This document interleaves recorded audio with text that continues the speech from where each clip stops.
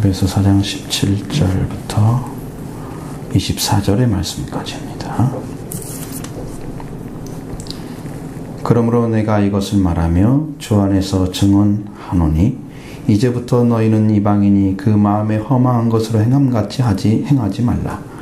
그들의 청명이 어두워지고 그들 가운데 있는 무지함과 그들의 마음이 굳어짐으로 말미암아 하나님의 생명에서 떠나 있도다. 그들이 감각 없는 자가 되어 자신을 방탕에 방임하여 모든 더러운 것을 욕심으로 행하되 오직 너희는 그리스도를 그같이 배우지 아니하였느니라. 진리가 예수 안에 있는 것 같이 너희가 참으로 그에게서 듣고 또한 그 안에서 가르침을 받았을진대. 너희가 유혹의 욕심을 따라 썩어져가는 구습을 따르는 옛사람을 벗어버리고 오직 너희의 심령이 새롭게 되어 하나님을 따라 의와 진리의 거룩함으로 지으심을 받은 새 사람을 입으라. 아멘. 자, 이 말씀은 지난 여름에 말씀드렸던 내용을 다시 정리를 했습니다. 그래서 그때보다 더 정확하게 이해할 수 있을 것입니다. 말씀을 들으시고 길을 찾았으면 좋겠습니다. 성경에는 이방인에 대한 이야기가 써 있기도 하고 혹은 그리스도인에 대한 이야기가 써 있기도 합니다.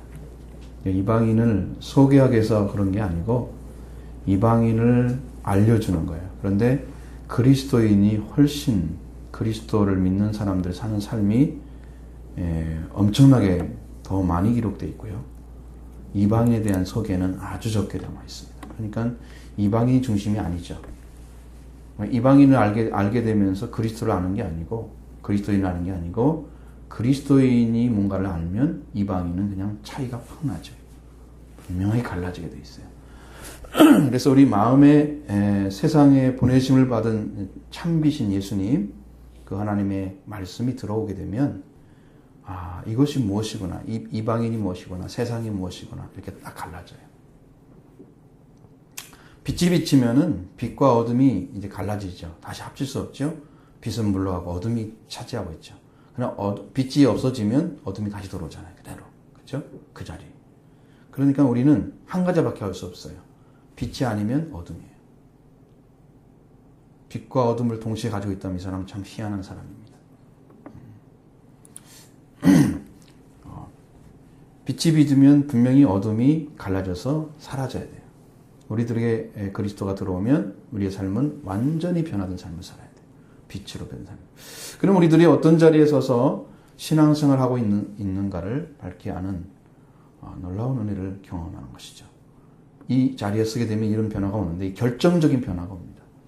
한 사람이 빛과 어둠에 공존할 수 없는 것처럼 그리스도인인지 아니면 이방인인지가 불분명하게 구분할 수가 없는 자리에 있는 사람은 하나도 없어요. 딱 들어오면 차이가 나요. 그러기 전까지는 회색지대에 있는 것처럼 그렇게 신앙생활 하는 사람도 있어요. 불분명해서 예수를 믿는지 안 믿는지 몰라요. 자기 영도. 그래서 내가 하나님을 정말 하나님의 딸이 되는지 안 되는지 이걸 구분하지 못하고 그냥 교회 다니면 되는 것처럼 살아가는 사람도 있단 말이죠. 그런 사람은 회색지대에 있는 것과 비슷해요. 그 빛이 들어왔는지 안 들어왔는지도 몰라요. 영이 구분을 못해요. 그럼 영이 살아나지 빛이 들어오면 확실하게 알 수 있습니다. 오늘 본문은 이방인과 그리스도인을 나누는데 목적이 있는 게 아니에요. 신앙이 새로워지게 되면 신진대사가 활발해집니다. 그러면 성장을 하죠. 성장한 신앙은 완전하게 이방인과 그리스도인을 구별합니다. 여러분 어린아이 때는요 구분이 안 돼요. 빛이 들어와 있어도 그냥 하나님을 찬양하고 좋고 기쁘고 그런 것밖에 몰라요. 그냥 크게 되면 의로움과 불의가 나타나요. 죄와 의가 뭔가를 알 수 있습니다. 갈라져요. 그런데 더 성장하게 되면 신앙이 성장하게 되면 이방인을 하나님의 사랑으로 덮는 데까지 가는 거예요. 그런 성품, 그런 그들을 품는 신앙으로 자랍니다. 그들을 하나님께서 사랑으로 이끌어가고 있어요. 그렇게 되면 그 신앙이 예수님처럼 성장해 가는데 예수님도 자라는 모습을 누가복음에 나와 있는 것처럼 하나님과 사람에게 사랑스러워하셨다. 자라면서 키워 자라면서 그렇죠? 성장해가는 모습이 보이죠? 자라는 것입니다. 그리고 예수님께서 다 자란 다음에 어떤 일을 하셨어요? 사역을 하셨죠. 공생의 사역을 하셨습니다. 그리스도의 장성이 충만한 데까지 자라라고 성경은 말씀하고 있죠.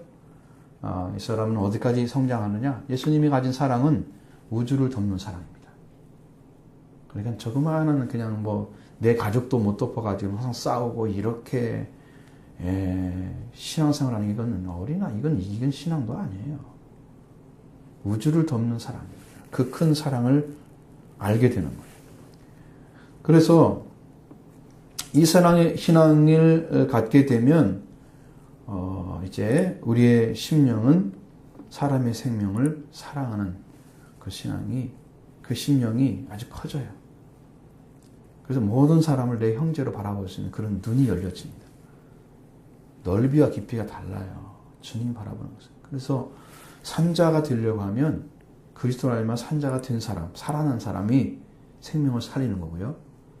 그 주님으로부터 살림받지 못한 사람은 항상 이방인의 의식세계와 함께 살아가요. 자기 죽음이 없는 거예요. 자, 우리를 이렇게 이런 신앙으로 성장하지 못하게 하는 게 뭐냐? 그러면 이방인이 가지고 있는 거예요. 근데 그 전에 예수를 믿기 전에 가졌던 의식세계, 사고방식, 그리고 말씀에 죽고 부활해야 되는데 그 말이 살아나야 되는데 그러지 못한 그런 말, 그 옛사람이죠. 그것이. 그걸 그대로 가죠. 그걸 벗어버리라고 말씀하시고, 그리고 하나님께서 주신 원래의 자리, 그리스도 예수로 말미암아 주시는 새 사람의 그 자리를 입기 시작해야 한다는 거예요. 그게 신앙의 시작이에요.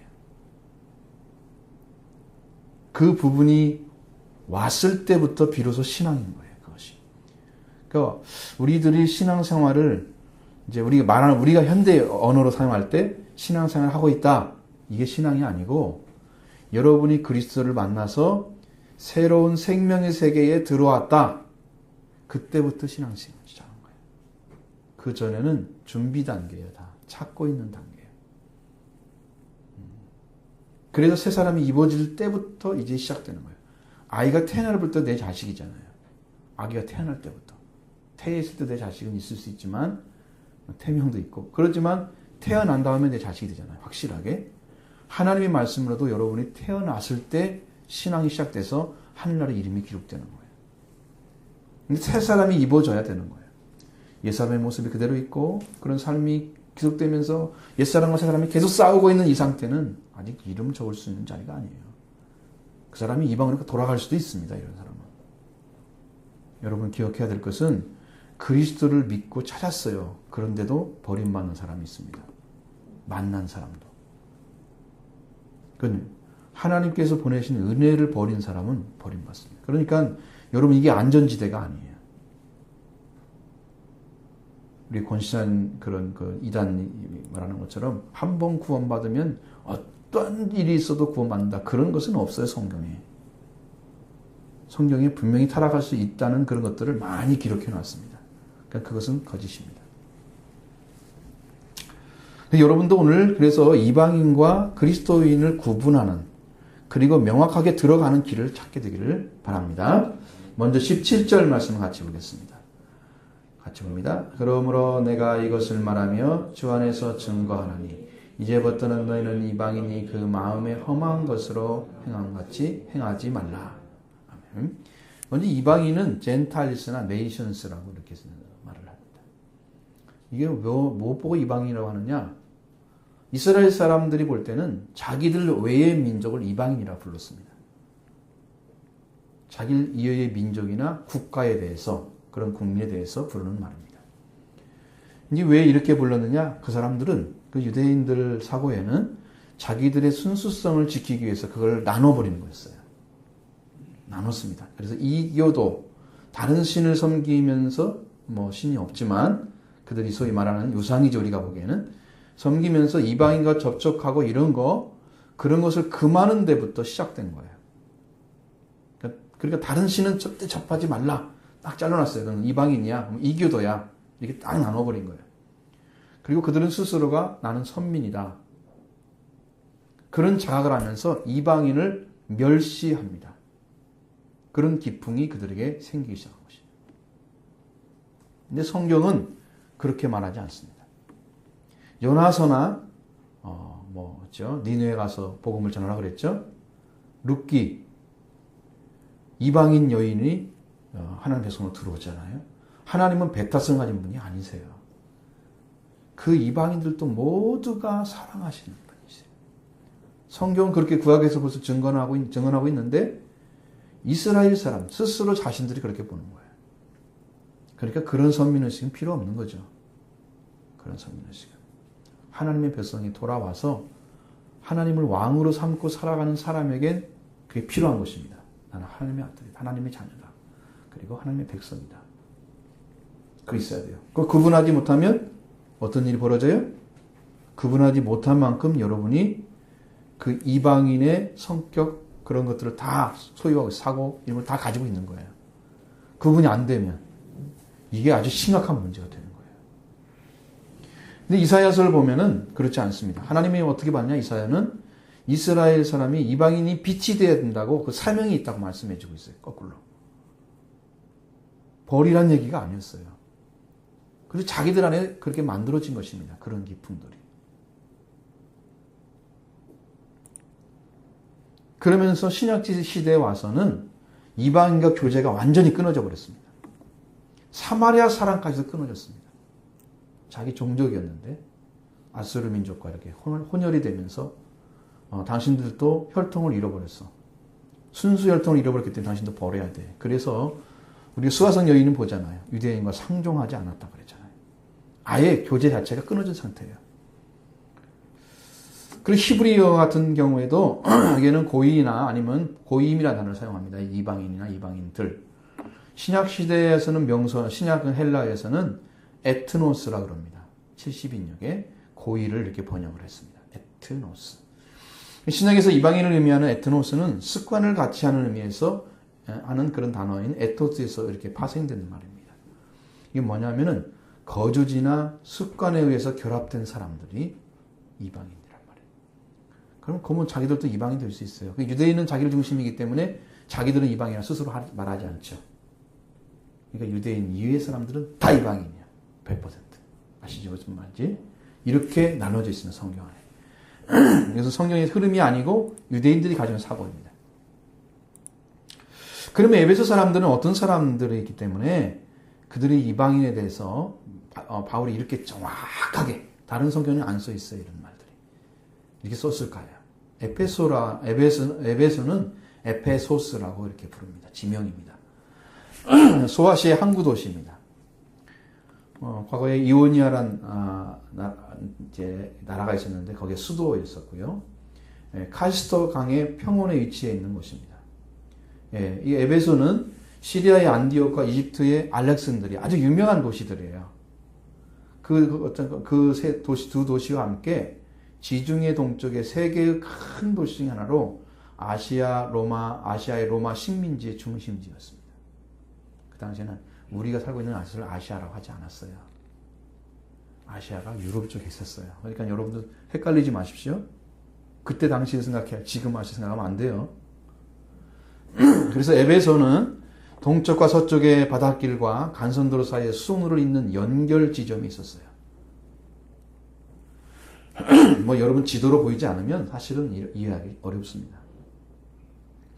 주전 6세기에는 에게해 동쪽에 있던 고대 국가가 라디아라는 국가가 있습니다. 그런데 크로에소스라는 왕이 있었습니다. 그리고 또 페르시아 왕국에서 키로스 2세 황제가 있었습니다. 그리고 주전 4세기에는 알렉산더 대왕이 이제 쳐들어와 가지고 그 민족들을, 그러니까 거기 주민들을 아시아 민족과 이오니아 헬라인들에게 큰 영향을 줘서 많이 합쳐졌어요. 인종들이. 주전 190년경에는 관대한 로마 정치가 있었는데 그때는 예배소를 어떻게 통치냐, 인종들이 다 들어와 살 수 있는 곳으로 만들었어요. 그래서 인종들이 녹아있는 항아리처럼. 여러분 미국 가면 그 이민들이 많잖아요. 그렇죠? 그렇게 그냥 막 섞어 사는 거예요. 에베소가 그런 국제도시가 돼버린 거예요. 그리고 국제적인 도시인 동시에 상업이 중심지였고 그들은 종교의 싸움이 엄청났습니다. 여러분, 돈이 많고 많은 사람들 섞여 살면 문화가 복잡해지잖아요. 종교도 많아지겠죠. 그렇습니다. 그들이 살고 있는 그곳에 복음을 전해야 됩니다. 바울은. 여러분, 이 도시를 상상을 하셔야 돼요. 이해를 하시고 왜 이런 말씀을 썼는지를 알아야 돼요. 그래야 오늘날 우리에게 어떻게 적용해야 되는지 깨닫게 되죠. 근데 그때 앞서 말씀드린 니아의 크로에소스라는 왕의 시대로부터 헬라인들에 의해서 아테미스로 불려지는 신이 있었습니다. 아르테미스. 근데 그리스 신화에 나오는 신입니다. 이것이 사도행전 19장에 나와 있는데 23절 40절에 아데미라고 부르고 있어요. 아데미라고. 성경에 없는 거냐? 있어요. 그러니까 여러분 이것도 아셔야 되고 성경을 읽어보면 나오니까. 에베소 사람들 섬기는 신인데 그 신이 바로 아르테미스였습니다. 근데 이 로마인들은 이 신을 뭐라고 불렀냐면은 다이아나라고 불렀습니다. 다이아나 하면 생각나는 사람 있죠? 신입니다, 신. 이 리디아라는 나라는 에게의 동쪽에 있던 고대 국가였어요. 근데 이게 뭐냐면은 이 다산의 여신으로 아데미를 섬겼습니다. 여신이에요. 그래서 매춘을 시키는데 합법화 시켰어요. 오늘날 합법화 시킨 나라가 있습니다. 유럽에도. 매춘이 직업이에요. 무서운 것입니다. 성경에서 금한 것을 기독교 국가가 수용을 해서 합법화 시켜놨어요. 죄악입니다. 그렇죠? 그리고 상품화된 부속물들이 많았습니다. 신상을 만들어가지고 팔죠. 여신상을 만들어서. 사람들 집에 다 있는 거예요. 이런 것들이. 그리고 경이로운 신전들에 의해 도시 사람들이 생활이 지배되고 있었어요. 얼마나 화려했는지 아시겠죠? 부서져 있는 신전을 가봐도 지금도 아주 멋지게 지어져 있는 그 기둥들이 보이고 있어요. 다 부서졌는데도. 이렇게 악하고 더러운 신을 섬기는 곳이 에베소였다는 거예요.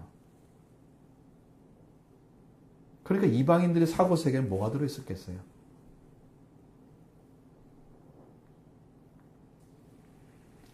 그래서 이 사람들은 어떻게 부르느냐 그러면 이 사람들을 에베소 사람 이렇게 하면요. 아데미아 제우스의 예배자들이라고 불렀어요. 별명이 되는 거예요. 신전을 지키는 사람 이렇게 불러줬어요. 얼마나 신을 섬기는지 아시겠죠? 에베소 사람들이. 아데미 신, 제우스 신. 여신의 관리인이라고 불렀습니다. 아데미가 여신이라고 말씀드렸죠? 제우스는 남자 신이에요. 그리고 전체가 이렇게 에베소 전체가 아데미와 제우스를 섬기는 자들이었어요. 그래서 에베소에 남겨진 성벽과 건물들에는 아주 그 새겨놓은 유명한 글들이 있어요. 그럼 미신이 널리 퍼져 있었다는 것이죠. 그중 하나는 이렇게 써 있습니다. 미신을 보시죠. 여러분 미신이 이런 거예요. 만일 새가 오른쪽에서 왼쪽으로 날아가고 있고 눈에 보이지 않는 곳에 앉으면 행운이 올 것이다. 그 점치는 거예요. 일종의. 그러나 만일 그 새가 왼쪽 날개를 들어 올린 다음에 날아오르든지 또는 보이지 않는 곳에 앉으면 결국 불행이 올 것이다. 이게 이렇게 에베소에는 우상과 미신이 발달한 곳입니다. 엄청나게 발달했어요. 그래서 아데미와 제우스를 신을 섬기고 미신으로 만연되어 있는 그곳에 살고 있는 이방인 에베소 사람들의 의식세계는 어떻게 했습니까? 그들을 살리려면 그런 의식세계에서 끄집어내지 않으면 죽는 거예요. 여러분 오늘 교회를 나오죠? 그러나 여러분들이 교회에 나와서 예수 그리스도 하나님의 아들이 가진 의식세계를 가지고 있는지 아니면 세상 걸 그대로 가지고 있는지 한번 생각해 보세요. 왜 신앙이 안 들어가는지 마음속에. 왜 안 믿어지는지. 과거의 삶이 여러분을 붙잡고 있는 거예요. 그걸 안 버리면 일생 동안 믿어도 똑같은 신앙만 가지고 있어요. 믿어지지가 않는 거예요. 과거의 삶이 안 벌어졌기 때문에 그 사람과 같이 가는 거예요, 그냥. 오늘도 그냥 그렇게 믿고, 오늘도 그냥 그렇게 기도하고, 오늘 그래도 하루 가고, 1년 가는 거예요, 그러고. 이렇게 하고 신앙 전혀 구원이라는 것도 맛볼 수가 없어요. 굉장히 불안하죠. 바울은 이 지방의 죄악의 상태를 회개하게 하기 위해서 이야기를 했던 것입니다. 그래서 에베소 5장 12절 같은 데 뭐라고 써 있느냐? 그들의 은밀히 행하는 것들은 말하기도 부끄러운 것들이라. 이것이 합법화된 매춘이나 이런 것들이에요. 말하기도, 입에 끄집어내서 말을 못해요.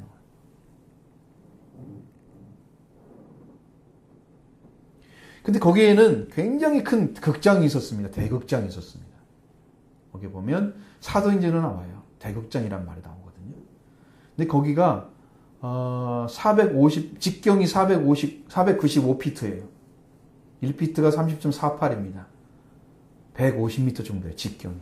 굉장히 큰 거예요. 그렇죠? 25,000명이 들어갔어요. 그 당시. 수용할 수 있는 극장이 있었습니다.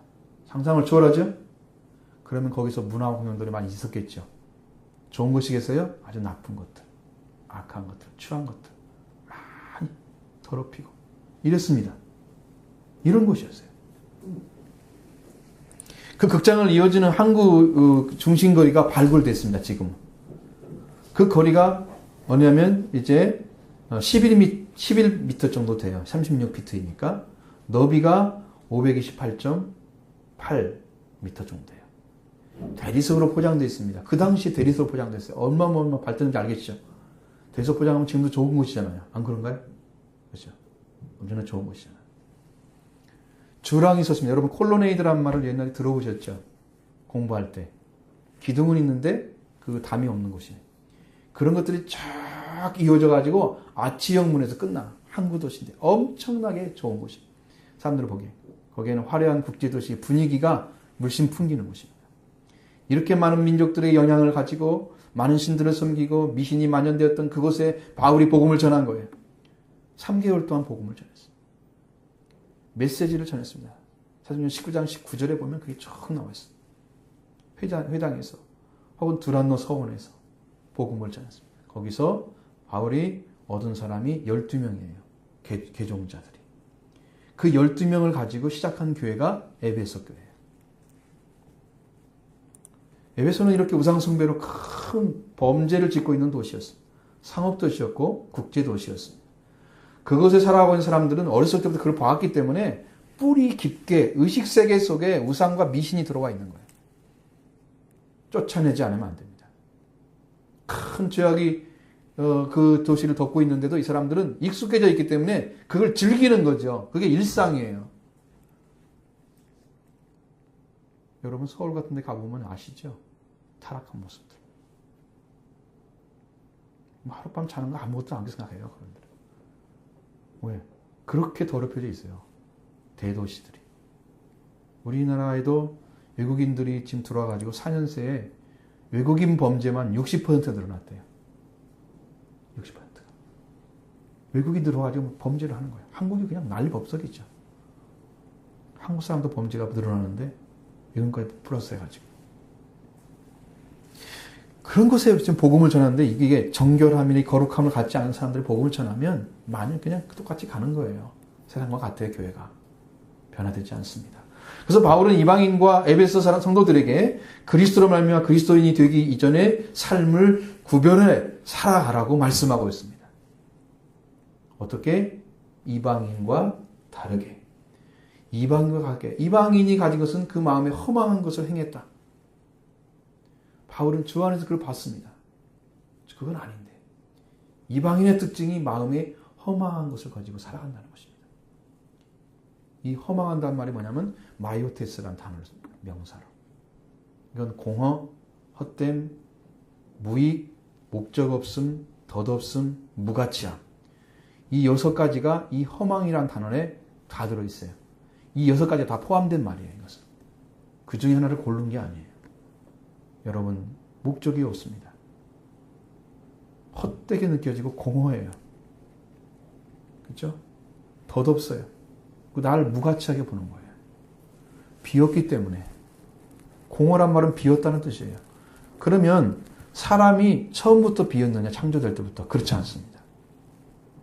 하나님께 창조할 때는요. 인간에게 하나님의 영이 채워져 있었어요. 하나님의 영이 들어와 있었어요. 코에 불어넣으신 생기가 하나님의 숨입니다. 그래서 산영이 되어 있었습니다. 산영으로 지음받은 자가 왜 비어있을까요? 마음이. 왜 비어졌어요? 하나님과 호흡이 끊어졌기 때문입니다. 하나님과 관계가 단절됐기 때문에 호흡이 끊어진 거예요. 그래서 이 죄를 지음으로 호흡이 끊어져 버리고 말았어요. 그럼 이방인만, 그 이방이라고 일컬어지는 그럼 에베소 사람만 그러냐? 그렇지 않습니다. 오늘날 모든 사람은 하나님께서 예수 그리스도를 통해서 다시 숨을 회복하지 않은 사람들은 전부 숨이 끊어져 있는 거예요. 하나님의 자녀로 예수님을 통해서 돌아와서 하나님의 숨을 다시 쉬고 있는, 성령으로 숨을 쉰 사람들은, 쉬고 있는 사람들은 지금 호흡하고 있어요. 하나님 호흡을. 그 나머지는 다 공허한 거예요. 여기 말한 대로 허망함을 가지고 있는 거예요. 공허함을 가지고 있고, 하나님이 없으면 여러분 공허합니다. 하나님이 여러분에 들어오면 여러분의 공허가 사라집니다. 목적 없음, 무가치함 다 사라집니다. 하나님의 말씀을 버리고 뱀의 말을 따랐을 때 하나님 호흡을 잃어버리고 육신이 됐습니다. 그리고 몸만 남았어요. 영은 죽어버렸어요. 그 영적인 일은 못합니다. 사람이. 하나님을 여러분 스스로 알고 들어온 사람이 있어요? 교회에? 전도회도 안 들어오잖아요. 그렇죠? 스스로 다 하나님 믿어야지. 그러니까 하나님 없이도 하나님 믿을 수 있어요? 못 믿습니다. 하나님이 전해져야 믿어요. 믿으라고 믿게 만들어야 믿어요. 못하는 것입니다. 사람의 방향 감각이 완전히 끊어졌습니다. 어디로 갈지 몰라요. 어떻게 살아야 되지? 인생을. 뭐가 정답이야? 여러분 목적을 다 이룬 다음에 사람들은 공허함을 느낍니다.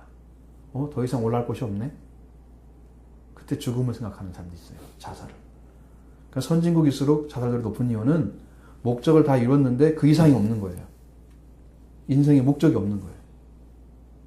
우리나라가 좀 그런 실정을 좀 들어가고 있잖아요. 자살률 세계 1위잖아요. 그렇습니다. 사라져버렸습니다. 인생의 목적이 그 도착지가 어디였는지 몰라요. 원래는 하나님이어야 되는데 하나님이 없기 때문에 세상에서는 이룰 것이 없는 거예요. 더 이상. 인생의 즐거움이 사라졌습니다. 도착지점을 잃어버렸습니다. 왜 살아가는지 목적도 모릅니다. 사세기 11장 6절이나 21장 25절에 이렇게 써 있습니다. 그때는 이스라엘 왕이 없으므로 사람마다 자기 소견에 옳은 대로 행하였더라. 왕이 없는 자는 자기 백성들은 자기가 판단하는 것이 옳은 것입니다. 사람의 왕은 하나님이십니다. 하나님을 잃어버린 사람은 왕이 없기 때문에 예수 그리스도를 보내 다시 부활해서 생명을 얻게 하시는 그 은혜를 입게 되면 성령께서 일을 하십니다. 오늘 성령이 없는 사람들은요, 동일하게 그때 이스라엘 사람들과 똑같이 자기 소견에 옳은 대로 행하고 있습니다. 그래서 자기가 판단을 하고 자기가 판단하고 자기가 가는 거예요. 성경과 상관이 없는 일이에요. 하나님이 인정하지 않는 길을 길로 삼고 걸어갑니다. 불행한 것입니다. 왕이 없기 때문입니다. 여러분의 인생의 왕은 누굽니까? 찾으시기 바랍니다. 이들의 방향 감각이 없이 목적 없이 인생을 무가치함으로 살아가는 사람들, 이방인들 속에 들어있는 것입니다. 사람에게 하나님의 영이 떠난 그 육체가 됐죠. 그 다음에 마음이 비어있고 육체를 따라 헛된 것을 쫓아갑니다. 하나님이 없는 마음은 하나님의 말씀이 없는 자이기 때문에 분별하지 못합니다. 기준이 없다는 거죠. 하나님 말씀을 하면 분명히 기준이 생기잖아요. 말씀을 가지고 있으면. 그러나 오늘 여러분들이 믿고 있느냐 안 믿느냐에 따라서 여러분의 말씀을 기준으로 삼는지 안 삼는지가 결정되는 거예요. 그래서 어디 가는지를 모르고 무엇을 찾는지 모르고 돼서 알지 못한 채 시간을 낭비해가면서 생활을 흘러가요. 그래서 그 생각이 이상하게 무슨 생활을 했냐 이 말씀 생각하면서 여러분 우리가 회개할 수 있는 기회가 점점 줄어지고 있다. 지금 태어났을지라도 그 아이도 회개할 기회가 줄어들고 있는 거예요. 시간이 흘러가면. 그렇지 않나요? 죽음은 언젠가 정해져 있을 거 아니에요. 그렇죠? 우리는 모르지만 줄어드는 거예요. 불행한 것입니다. 회개한 사람만이 안심하고 살 수 있어요.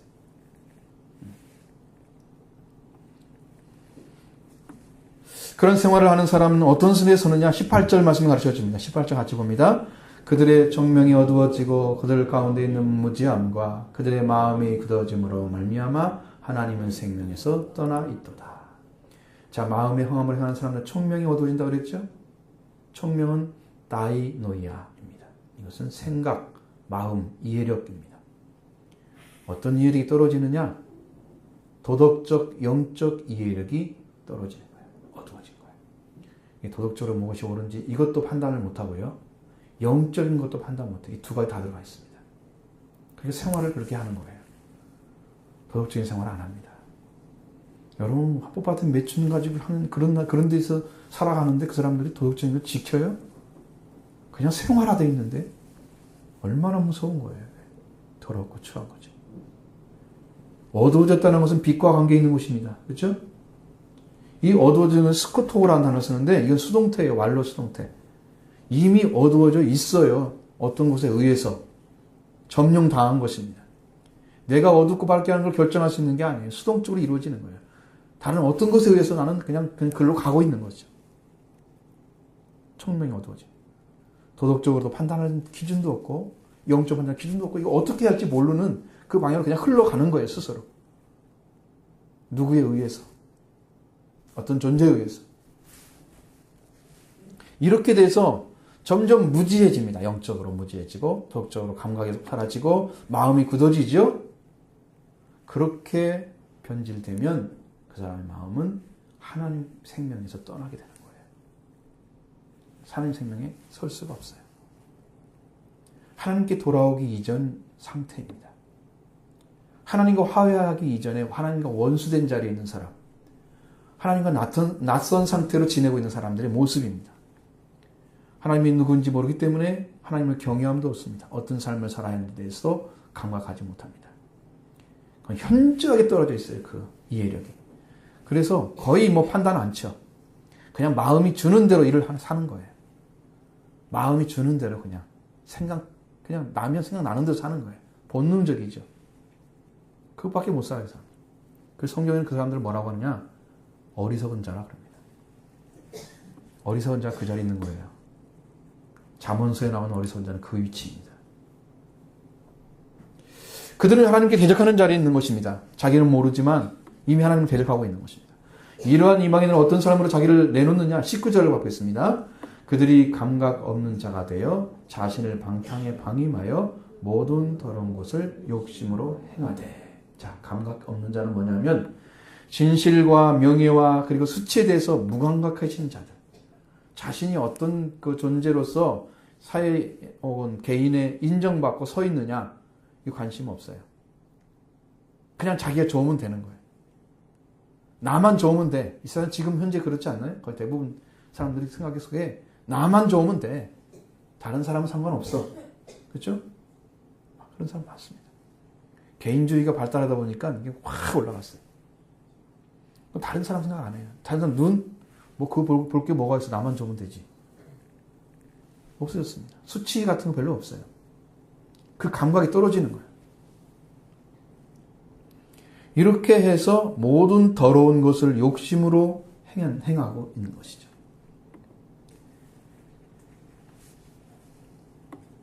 자신의 삶을요, 방탕에 넘겨주는 사람이에요. 자신의 생명, 자신의 목숨이 귀한 줄 알고 하나님께 구원을 요청하는 사람이 아니고 이 사람은 자기의 삶이 어떻게 되든 말든 그냥 살아가는 거예요. 목적이 없죠? 가치가 없어요. 그래서 방탕하면 그냥 넘겨주는 거예요. 자기 삶을. 감각 없는 사람. 응? 그리고 모든 음탕과 불순을 탐욕으로 행하는 그것을 실행하는 사람들이에요. 방탕에 방임하여 모든 더러움을 욕심을 행하되 그 말입니다. 모든 방탕함과 불순함이 탐욕으로 실행하고 있는 사람들. 여기에 빠지면요 벗어날 수가 없습니다. 하나님이 불러내주지 않으면 돌아올 수가 없도록 깊이 수렁에 빠지는 겁니다. 늪이란 걸 아시죠, 여러분? 늪은 움직이면 움직일수록 더 들어갑니다. 그렇죠? 지금 이게 늪이에요. 여기 지금 말씀드린 게 늪이에요. 지금 들어갑니다. 계속 들어갑니다. 그 삶을 하면 할수록 지금 꿈틀거리는 거예요. 목숨이 달랑달랑하죠. 이 죄의 늪에 빠져가지고 끄집어내주지 않으면 나올 수가 없어요. 하나님이 불러내지 않으면 나올 수가 없어요. 밧줄을 던지고 붙잡아라 끄집어내든가 어떤 방법을 통해서 끄집어내지 않으면 나올 수가 없는 자리까지 떨어져 버린 거예요. 하나님의 생명까지 떠나버리는 사람이 뭐가 있어요? 제로 상태죠. 이런 자가 이방인이라는 겁니다. 이렇게 살아가고 있는 사람이 이방인이에요. 구분해야 되죠. 그리스도인하고. 여러분 중에서는 하나라도 섞여 있으면 통회하고 돌아와야 됩니다. 빨리 돌아와야 되는데 시간이 없어요. 예수님 오시는 날이 가까워졌어요. 그러면 그리스도의 생활이 어떤 거냐? 20절 이상 보겠습니다. 같이 보죠. 오직 너희는 그리스도를 그같이 배우지 아니하였느니라. 에베소 성도들에게 지금 돌아온 사람들이죠.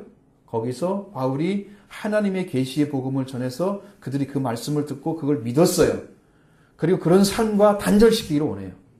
돌아와요. 너희는 그렇게 배우지 않잖아. 그리스도를 안 배웠지 않나. 그렇죠? 그 얘기하는 거죠. 너희들은 그렇게 배우지 않았다는 거예요.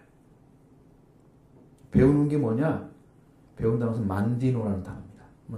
그리스도와 그의 사역의 삶을 완벽하게 받아들이는 것이, 그것이 배운다는 것입니다. 저는 이제 그걸 봅니다.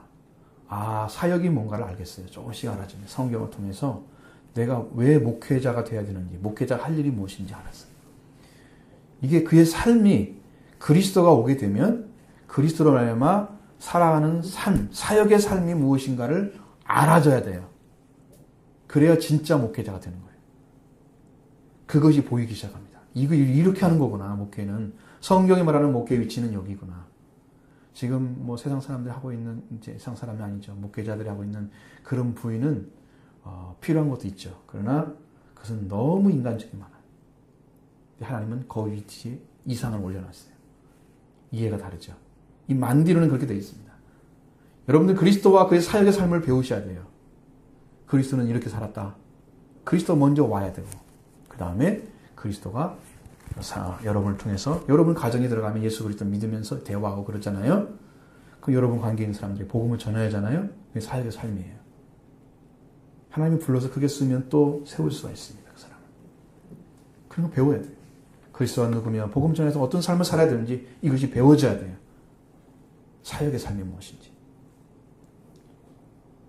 끝까지 배워야 되고 그걸 알아야 돼요. 예수님께서 그렇게 해서 교회를 세우셨고 성도를 온전케 하시고 그렇게 말씀을 지금 우리한테 맡겨서 일을 시키는 것입니다.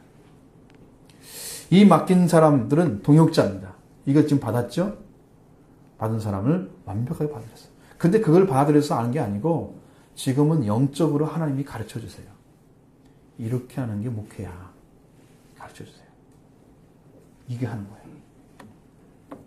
예배 성도들은 하나님을 떠나서 생명이 없는 자 같이 이방인같이 살아가도록 배우지 않았다는 거예요. 오늘 우리들도 그런 말씀을 배운 적은 없죠. 한 번도 없습니다. 또 진리가 예수 안에 있는 것 같이 그 안에 사실 받은 자는 어떤 관계로 변화되어 삶을 살아야 되는지 21절의 말씀을 같이 보시죠. 진리가 예수 안에 있는 것 같이 너희가 참으로 그에게서 듣고 또한 그 안에서 가르침을 받았을진데. 진리가 예수 안에 있다 그럽니다. 이것 잘 이해를 하셔야 돼요. 진리가 예수 안에서 발견되면 여러분은 이제 하나님을 알게 된 것입니다. 진리가 예수님 안에 있는 것이 무엇인가를 모르면 지금 하나님 예수님 안 믿고 있는 거예요. 하나님 아들이 안 됐어요. 이렇게 차이 나요. 완전한 차이 나요. 자, 진리를 안다는 게 뭐냐? 먼저 예수님으로 인해서 하나님이 우리 아버지고 우리가 하나님의 자녀인 것을 확실하게 그냥 인식한다는 얘기가 아니고요. 그냥 영으로 아는 거예요. 그것은 배워서 아는 것 말고요. 하나님이 가르쳐줘서 그 알을 말하는 것입니다. 그 계시적인 것입니다. 이것도. 그 알을 아는 사람, 그 진리를 안 사람이에요. 그걸 누가 가르쳐주냐? 예수님 안에 들어가면 그 예수님이 가르쳐줘요. 너는 아버지는 네가 이분이시고 너는 하나님의 자녀다는 것을 가르쳐줘요. 예수님 안에서. 성경에서 읽고 난 알았어요. 그것을 갖고는 안 돼요. 그게 구원이 아니에요. 하나님 직접 가르쳐주셔야 돼요. 여러분 안에 오셔서. 그게 계시적인 믿음이에요. 예수님의 부활은 뭐냐면 하나님과 우리의 관계를 아버지, 자녀 관계로 부활시켜 놨습니다. 우리는 하나님을 아버지라 부르는 자녀로 부활시켜줬고 그 다음에 우리를 예수님의 형제로 부활시켜줬습니다. 그렇기 때문에 예수님 안에 진리가 있는 거예요. 예수님 안에.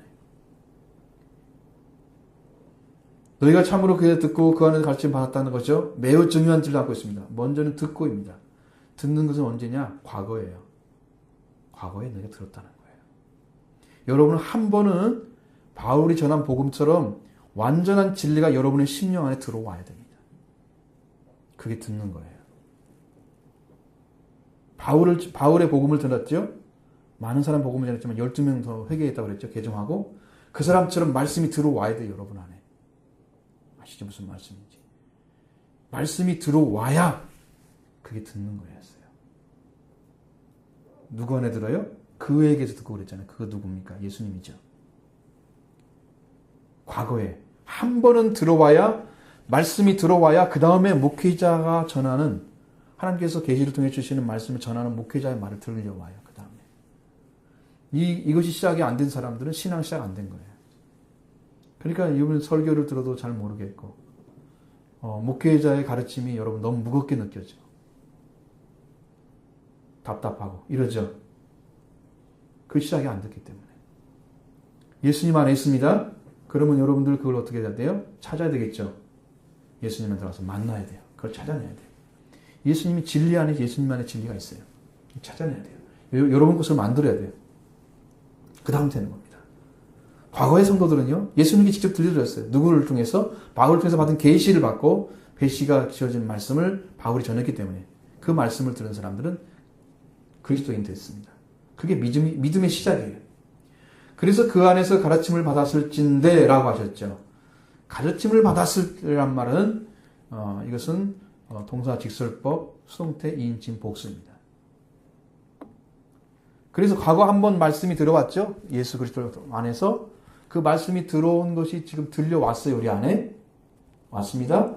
그 다음에 그 말씀을 들은 사람은 다시 이제 가르침을 받는 자리로 돌아오는 거예요.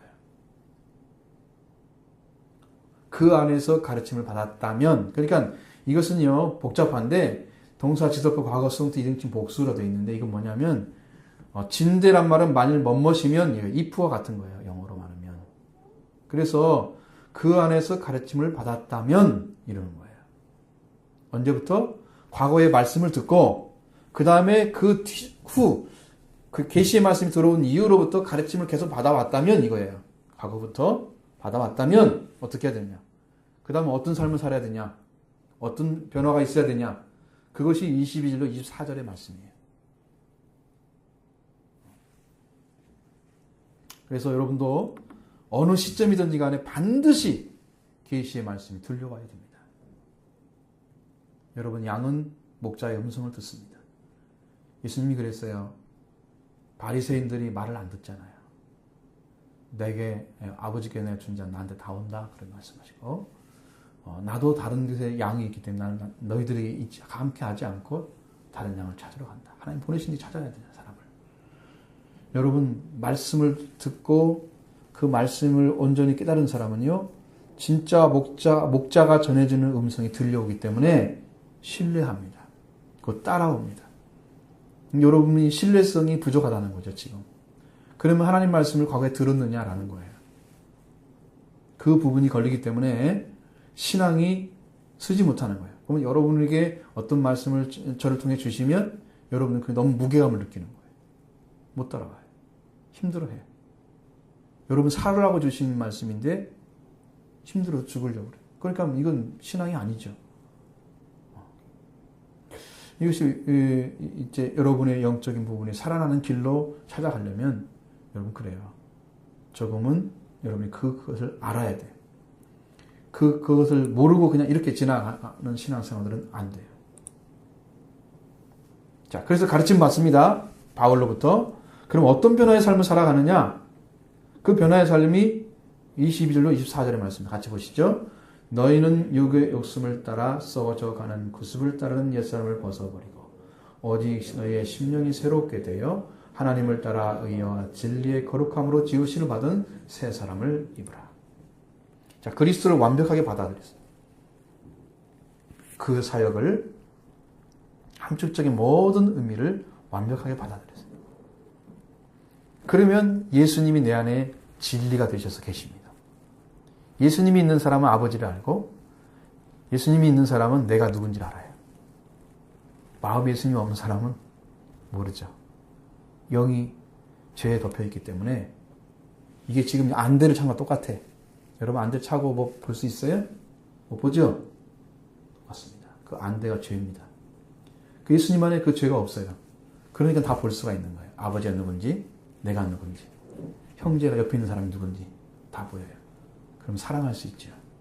왜? 저 생명 하나님 사랑하는 생명이잖아. 하나님 저 사람도 사랑하는데 하나님 돌아오지 못한 생명이잖아. 그러니까 저 사람도 사랑하고 이 사람도 사랑하고 다 사랑의 대상. 눈이 열려지는 거예요. 그것입니다. 그 과거의 말씀을 들었어요. 그 다음에 들은 다음 예수님 듣고 그 다음에 가르침을 계속 받아요. 그러면 옛사람과 새사람을 어떻게 옛사람 벗어버려 새사람을 입는가 이 길을 찾아야 되는 것이죠. 확실하게 알아야 됩니다. 그럼 먼저 옛사람을 벗어버리는 건 뭐냐? 옛사람은 유혹의 욕심을 따라 썩어가는 구습을 따르는 사람이라고 했습니다.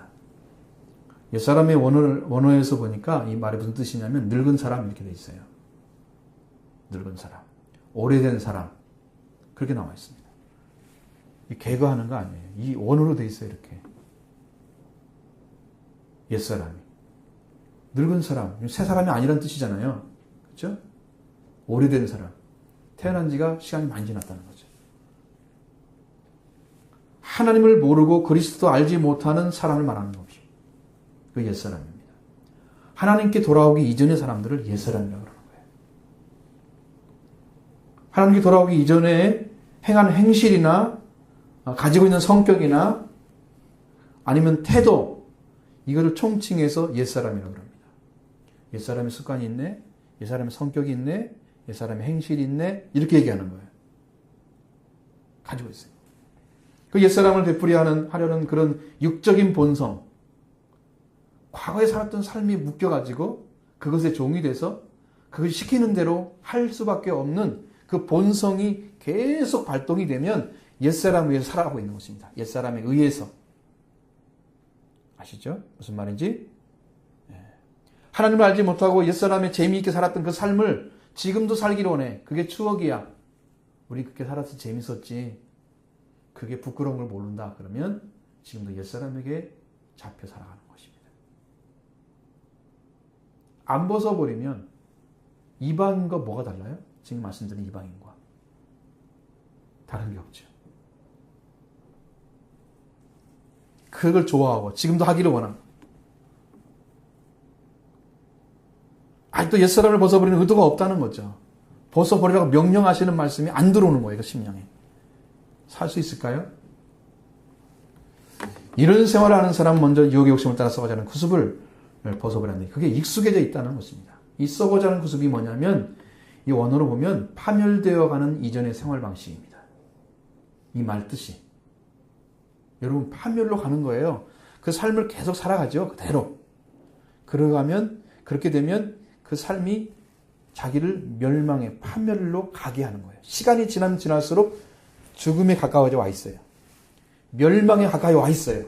시간이 지나면 지날수록 그 삶을 계속 살게 만드는 거예요. 그것이 썩어가는 구습입니다. 하나님께 돌아온 사람은 하나님과 함께 살아갈수록 더욱더 깊은 진리 가운데 들어갑니다.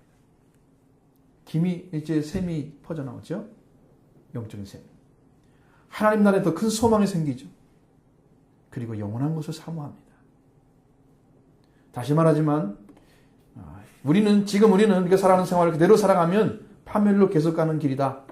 여러분의 말씀이 더 알아지고 깊어지고 하나님이 더 이웃사람의 생명이 더 귀하게 보이고 성경 안에 있는 진리가 알아지고 이렇게 변화되는 삶이 아니라면 여러분 지금 파멸로 가고 있는 거예요.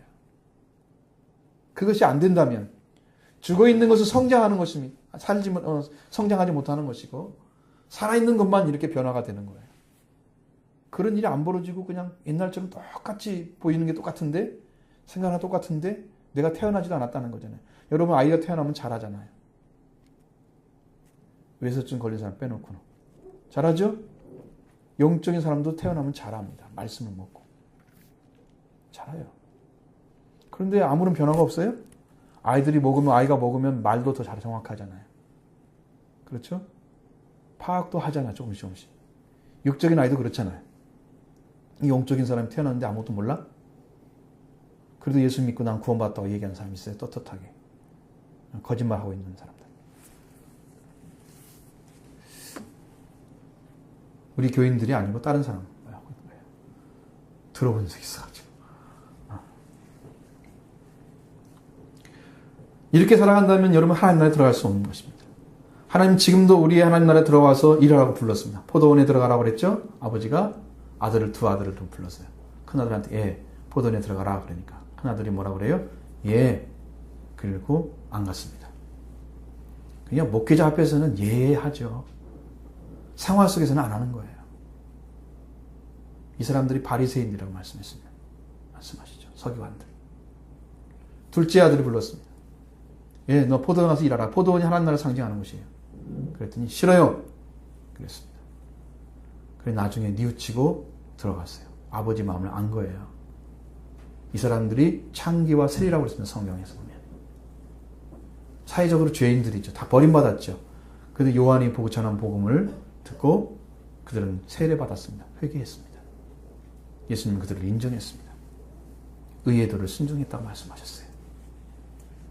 오늘 여러분들 여기 교회 와가지고 말씀 들을 때 그게 맞구나 그렇게 하고 와서 집에 가서 또 다른 짓 하고 살면 큰아들이에요. 여기서만 아멘 가고 삶은 반대로 살고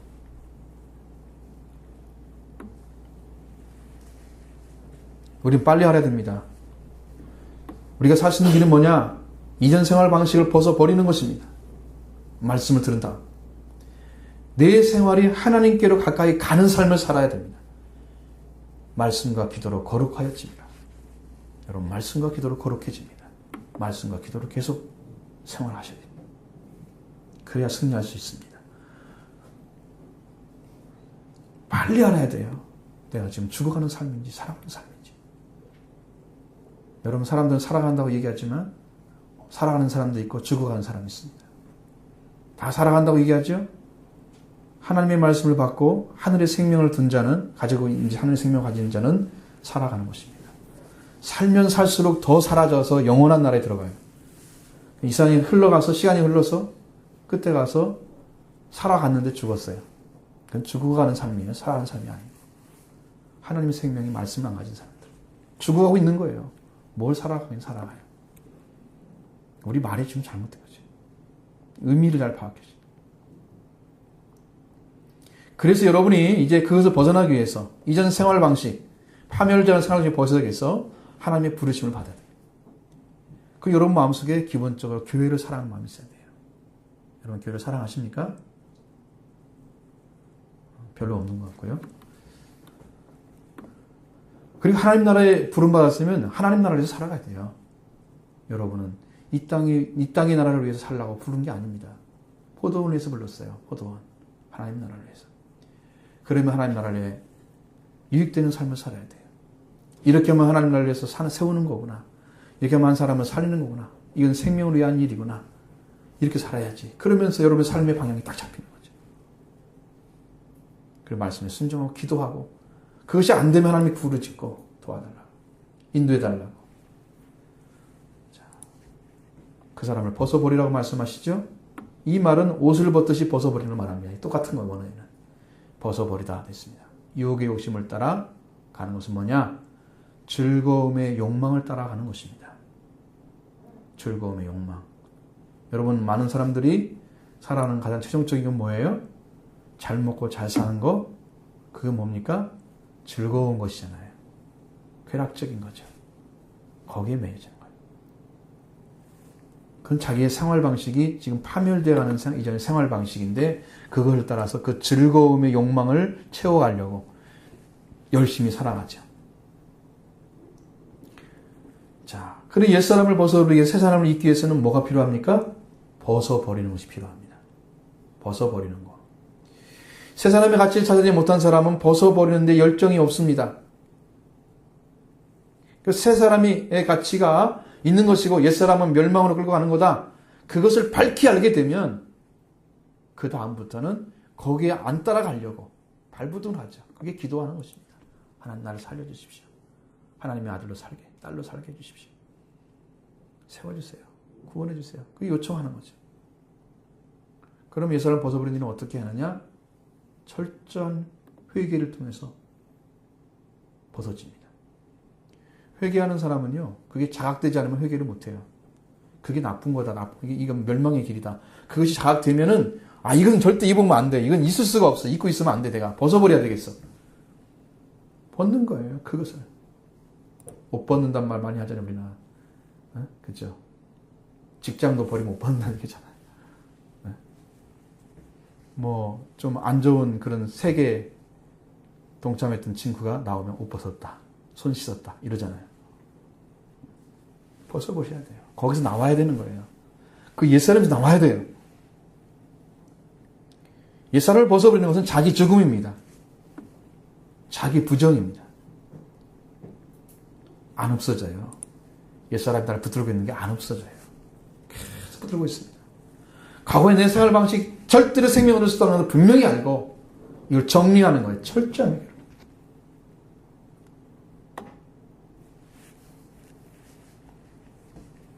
사람들은요, 어떤 사람 다 그렇습니다만, 왜 몸을 이렇게 열심히 돌볼까? 왜? 건강하게 살기 위해서? 좋아요. 그럼 경제적인 것도 좋죠. 왜? 병원 가서 하는 것보다 건강이 더 좋잖아요. 그건 좋은데, 그것이 목적이 아니야. 안 죽고 싶어서. 육신이 지금 안 늙고, 오래오래 살고 싶어서. 육신은 늙을 수밖에 없잖아요. 그건 죽음 당할 여러분 다 인정을 하시죠. 아직 안 왔기 때문에 모르시지만. 그렇게 돼 있어요. 죽음을 두려워한다는 거죠. 건강. 노인의제 수준이에요, 지금은. 이것이. 건강을 돌보지 말라는 얘기 아닙니다. 이것이 어떤 관계에 있는가를 살펴보라. 그러면 영이 죽어 있다는 걸 알고 있습니까? 영이 죽어 있다면 여러분은 영을 죽었다는 걸 안다면 그 사람은 어떤 삶을 살겠어요? 자, 육신이 죽는 건 다 알잖아요. 안 가르쳐줘도. 그렇죠? 영이 죽었다는 건 신앙 안에서만 알 수 있잖아요. 모르죠? 어떤 사람이 영을 위해 살겠습니까? 살기 위해서. 육신을 위해 살기 위해서 열심히 운동하고 좋은 음식 먹고 좋은 옷 입고 따뜻하게 살고 그러잖아요. 몸을 돌보기 위해서. 영은 돌보고 있습니까? 그건 영은 관심이 없는 거예요. 그것도 자기인데 사실은 영이 죽으면 육신이 아무리 열심히 살아도 영혼이 죽는 것입니다. 영이 살면 육신이 빨리 죽어도 영혼이 사는 것입니다. 전혀 다른 건데 영에 대해서는 관심이 없어요. 여러분 영을 돌보기 위해서 일을 해야 됩니다. 영을 살리기 위해서 일을 해야 됩니다. 그것이 이제 여러분 저에게 이제 깨닫게 하는 말씀인데, 자, 그럼 옛사람을 벗어버리면 무엇이 있어야 되느냐? 23절에 말씀하시죠. 어떻게 벗어가는가 보시죠. 23절 보면은 오직 너의 마음이 새롭게 되어 이렇게 되어 있습니다. 그렇죠? 우리가 새롭게 될 수 있는 부분은 육체가 아닙니다. 육신은요 약해져고 나중에 죽습니다. 아무리 젊고 싱싱한 이렇게 아름다웠어 과거에, 지금 어떻게 해요? 지금 늙었기 때문에 그 말을 하는 거잖아요. 분명히 늙습니다. 육신은 새롭게 될 수가 없어요. 어느 시점이 지나면 늙기 시작해서 계속 늙어가요. 심령만이 새롭게 될 수 있다는 거죠. 심령. 그래서 심령이란 마음과 영을 가리키는 것입니다. 마음이 새로워져야 됩니다. 마음. 어떻게 새로워야 되냐? 이 누스란 단어인데 생각과 뜻의 내적 방향과 도덕적 의식 성향이 새로워질 수 있습니다. 영은 뭐냐? 푸뉴마입니다. 원래는 성령을 가리키는 말이지만 이건 인간의 영을 가리키는 거예요. 이거 뭐 어디를 가리키느냐? 인간이 하나님과 만날 수 있는 영적 교제를 할 수 있는 그 부분이에요. 그 부분이 새로워져야 돼요. 그 부분이 망가져 있어요. 그 설교를 들으면 여러분 말씀이 못 알아듣는 이유는 그 부분이 없기 때문입니다. 그 부분이 망가져서 말씀이 말씀으로 영으로 쏙 들을 수 있는 그 부분이 깨져 있어요. 교체를 해야 돼요. 영적으로 하나님께서 고쳐주십니다. 그래서 심령으로만 새롭게 될 수 있습니다. 심령. 하나님의 영이 작용하는 그 부분이 새로워지면 하나님이 말씀하신 게 들려지고 하나님께서 우리를 향해서 뭘 가지고 원하시는가 이게 느껴지고 분별이 되어지는 거. 이게 새롭게 되는 거예요. 지금 새롭게 되라고 말씀하십니다. 이건 현재의 수동태거든요. 지금. 여러분 지금 새롭게 되는 거예요. 오직 심령으로 새롭게 돼요. 그렇죠? 지금 새롭게 되어서 가고 있다면 어떤 일이 벌어지고 있었던 거예요? 과거에 말씀을 들었고 배웠다는 거죠. 그 다음에 지금 또 그 다음부터 목회자의 가르침을 계속 받고 있었어요. 그 사람이 심령이 새롭게 돼서 고침받는 거예요. 하나님을 만나는 영역이 살아나요. 그래서 말씀이 들려오죠. 영적인 이 변화가 왔을 때만 여러분의 그 다음 단계로 넘어갈 수 있습니다. 여기가 고장난 사람들은 못 가요. 죄송하지만 못 가요. 그래서 신앙생활이 어렵습니다. 힘듭니다. 이걸 주님부터 고침받아야 됩니다. 성령이 오시면 가르쳐줍니다. 성령 역사심으로 이거 회복시킬 수 있습니다. 현재 수동태이기 때문에 지금 이루어지고 있어야 돼요. 여러분. 지금 이루어지고 있는 일이에요. 지시씀 받고 성령께서 새롭게 하셔서 여러분 하나님 만나는 영역이 부활되기를 바랍니다. 이 영역이 부활돼야 예수님 말씀이 들려오고 하나님 말씀이 들려오는 거예요. 그러면 새 사람이 어떻게 될 수 있을까? 24절을 보면 하나님을 따라 의와 진리에 거룩하심을 지으심을 받은 새 사람을 입으라. 하나님을 따라가 매우 중요한 단어입니다. 여러분 잘 보셔야 돼요. 왜냐하면 사람이 하나님께로 지음받을 때는 완전하게 지음받았습니다. 그러니까 다시 고쳐야 될 게 지음받은 게 아니에요. 사람은 완전하게 지음받았어요. 그러니까 하나님을 따라가 중요한 거예요.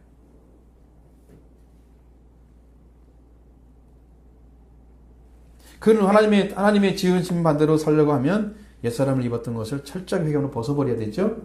하나님 주시는 새 사람을 입어야 되죠. 하나님을 따라 새 사람을 입으라 말씀이에요. 하나님 안에 있어요. 이 새 사람이라는 것은 지금 새롭게 신랑 신부가 됐어. 그러면 새 신랑 새 신부 그러죠. 거기에 새 자는 시간적인 거잖아요. 그런데 여기서 말하고 있는 새 사람이란 새 자는 시간이 아닙니다. 카이로스라는 단어는요, 질적인 새 것을 말하는 거예요. 질적으로 새 것이에요. 그러면 예를 들어서 여러분이 하나님 나라의 자녀로 잉태할 수 있는 성령을 받는 부분이 어디냐? 그러면 회개한 사람이에요. 그럼 회개한 사람은 새 사람이 됐기 때문에 잉태를 시켜주는 거예요. 성령이 오셔서. 그 새 사람, 질적으로 새 사람이에요. 자, 늙은 사람 새 사람 될 수 있어요. 그죠? 늙어도, 젊어도, 어려도 새 사람 될 수 있어요. 그런데 육신으로는 안 되죠. 안 되죠. 육신으로 새 사람 될 수 있습니까? 나이가 먹어버렸는데 불가능하죠. 그러니까 이 차이예요. 여기서 새 사람은 질적으로 바뀐 거예요. 본질이 하나님을 가져온 거예요. 하나님 안에 있는 하나님의 본질을 가져온 거예요. 그 새 사람을 말하는 것입니다. 그러면 어떤 사람이 새 사람에 대해서 말씀하고 있냐? 의와 진리를 지으신 분은 새 사람 입으라 그랬죠? 이건 올바른 번역 아니에요. 저는 고쳐 읽어야 된다. 이건 뭐냐면 진리로부터 나온 의와 거룩함 안에서 이렇게 읽어야 돼요. 그렇게 한번 읽어보시면 여러분 이해가 될 것입니다. 여러분 이 새 사람은 진리로부터 시작되는 거예요. 진리를 알므로. 예수 안에 진리가 있다고 그랬죠? 그 진리가 오면은 의와 거룩함 안에서의 새 사람이 시작되는 거예요. 제가 의와 진리에 대해서 설명하면 너무너무 복잡해져. 그러니까 여러분 그런 말씀 안 드렸는데 이거 보시죠. 그리고 분명하게 확실하게 믿음이 옵니다. 그렇게 되면. 진리를 알게 되면 의와 거룩함 안에서 새 사람을 있게 되는 것이죠. 진리는 하나님은 창조주시고 우리는 피조물이다. 하나님은 아버지고 우리는 자녀다. 하나님은 목자 우리는 양이다. 하나님은 왕이시고 우리는 백성이다. 이렇게 분명하게 알게 돼요.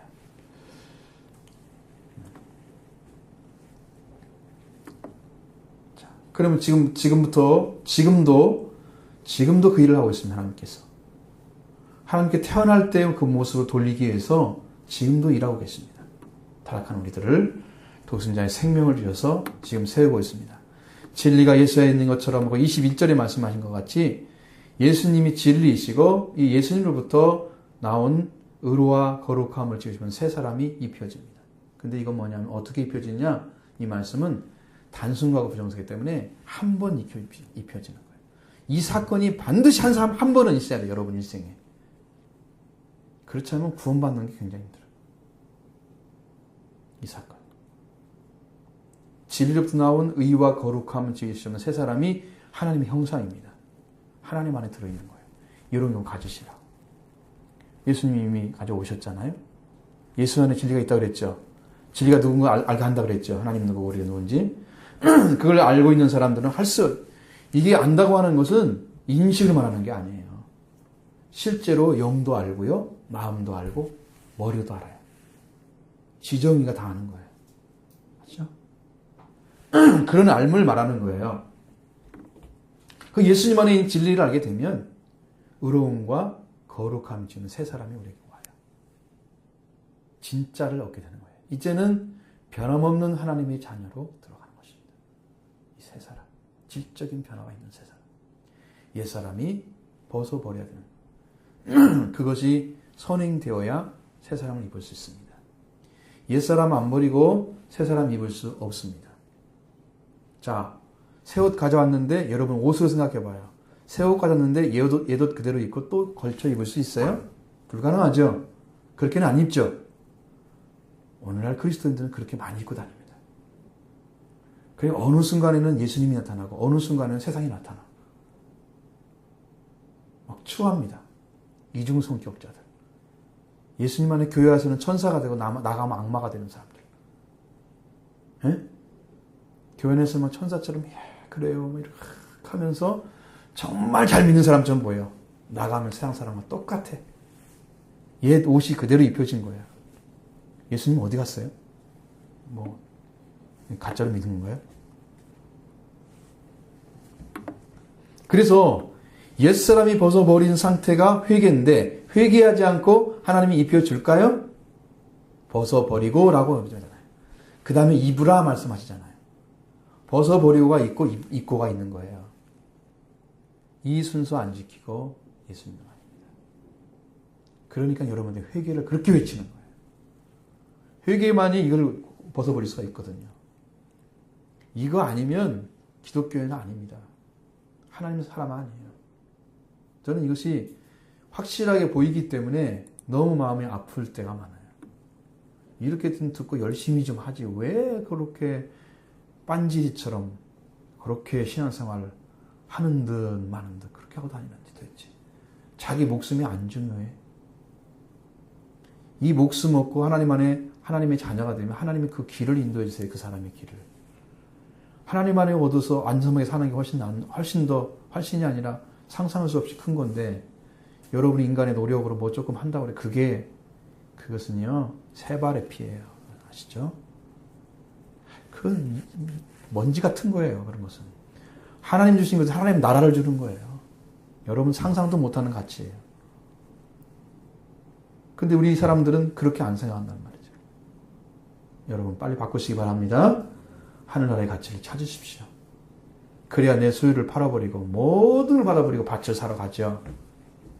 천국비에 나오잖아요. 그렇죠? 그렇게 살아야 돼요. 벗는 일을 먼저 아니하고 입는 것만 찾으려고 해요. 그러니까 여러분들이 제가 영적인 사회가 되지 말라고 말씀드렸죠. 받아들이긴 열심히 하는데 내놓지를 않아. 이거 과잉으로 죽는 거예요. 사회물은 빠져나올 곳이 없어요. 물이.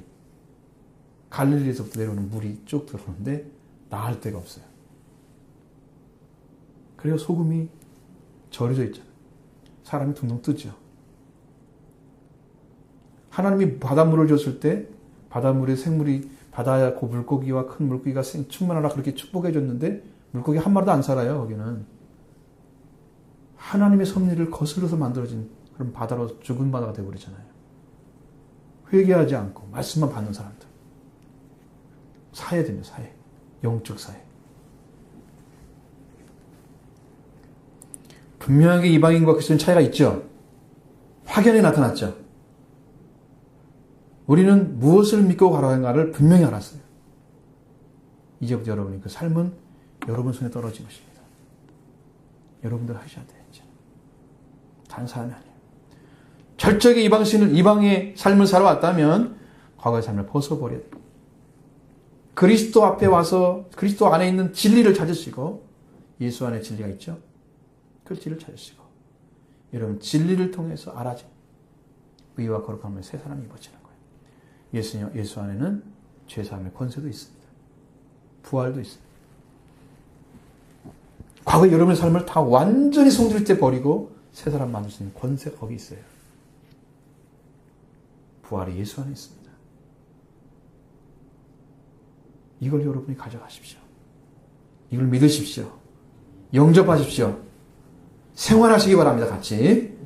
그렇게 되면 여러분의 삶이 질적인 변화가 올 것입니다. 확실하게 예수님을 닮았어요. 사람 보면. 저렇게 아름다울 수가 없어요. 여러분, 예수를 믿고 예수님 안에 들어간 사람의 그 영적인 부딪힘이 딱 오잖아요. 그럼 너무 이뻐요. 사람이 아니고 그 영적인 모습. 그냥 한 형제가 바로 되는 거예요. 여러분이 형제들 만나면 오랫동안 있어서 만나나 가족 만나나 항상 그 형제 마음이 있죠. 가족들은. 영적인 사람도 한 번도 본 사람이 아닌 사람은. 이 세상에서. 그런데 그 은혜를 입고 있는 사람을 만나잖아요. 형제가 금방 되는 거예요. 영적인 형제는요. 이 우주적이에요. 우주적. 그냥 형제가 되는 거예요. 그게 얼마나 아름다운지. 그런 사람이 필요해요. 누가? 하나님이 그걸 원하시기 때문에. 하나님이 그 사람을 찾고 계시기 때문에. 그러려면 그렇게 되어가는 과정이 있어야 되나요, 여러분들이? 삶을 살아줘야 됩니다. 그냥 지나가면 안 됩니다. 진리에 서는 것처럼 여러분들도 진리를 알고 진리를 사는 사람들은 그 다음부터 하나님을 사랑하고 이웃을 사랑하는 삶이 이루어집니다. 사랑의 공동체로 바뀌어지더라고요. 진리를 아는 사람들. 사랑의 공동체. 여러분 생명 위에 살아가는 것입니다. 하나님을 위해 살아가는 것입니다. 만약에 여러분들의 삶에서 단 하나라도 이 말씀 통해서 이방의 삶이 발견되면 통회하기 바랍니다. 신속하게. 회개가 안 이루어지는 것도요. 성령이 없기 때문에 안 이루어지는 거예요. 구하십시오. 하나님 나도 회개할 수 있도록 해달라고. 회개의 영이 온 사람, 예수 그리스도 영접한 사람입니다.